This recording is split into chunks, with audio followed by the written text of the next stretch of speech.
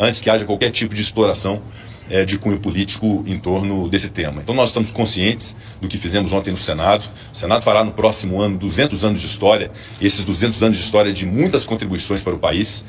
Recentemente o Senado se mostrou uma casa muito importante para a consolidação da democracia do nosso país. Eu quero dizer aqui que ninguém e nenhuma instituição tem um monopólio da defesa da democracia no Brasil, porque aqui desse púlpito do plenário do Senado Federal, eu como presidente, defendi o Supremo Tribunal Federal, defendi a Justiça Eleitoral, defendi as urnas eletrônicas, defendi os ministros do Supremo Tribunal Federal, defendi a democracia do nosso país, repeli em todos os momentos as arguições antidemocráticas, inclusive a que consubstanciou o 8 de janeiro com os ataques que nós sofremos. Estivemos unidos nesse propósito, mas isso não significa que as instituições sejam imutáveis ou sejam intocáveis em razão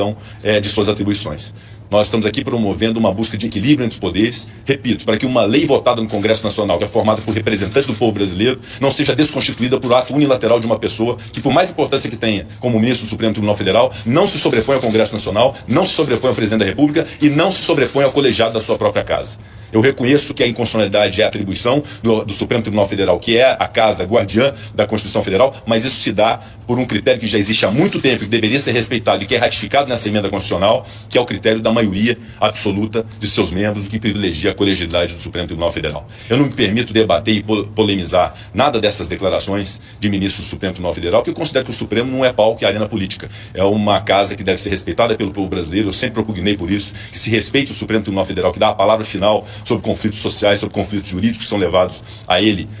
para poder decidir. Então é uma casa que deve julgar, que deve aplicar a justiça, que deve aplicar a Constituição, e todos os brasileiros devem confiar. Então não me permito fazer um debate político, tampouco receber agressões que gratuitamente eu recebi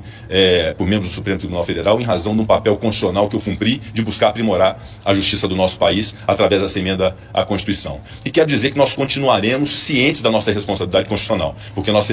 representamos mais de 200 milhões de brasileiros, nós somos votados, eu tive mais de 3 milhões de votos no meu estado de Minas Gerais, outros senadores foram votados para representar o povo brasileiro. Nós vamos continuar a buscar fazer o bem para esse país, de defender a democracia, de defender as pessoas que precisam nesse país de uma política que seja uma política madura, respeitosa. Eu jamais vou me permitir estabelecer e inaugurar qualquer tipo de crise institucional, mas devo aqui afirmar e reafirmar o nosso compromisso do Senado Federal com uma política de qualidade, com respeito à Constituição Federal, com respeito à sociedade e na compreensão de que as instituições estão suscetíveis a aprimoramento para melhorar a sua atividade, e é isso que significa essa emenda constitucional que foi votada ontem no Senado Federal. Então fica apenas esse registro, renovando os meus respeitos ao Supremo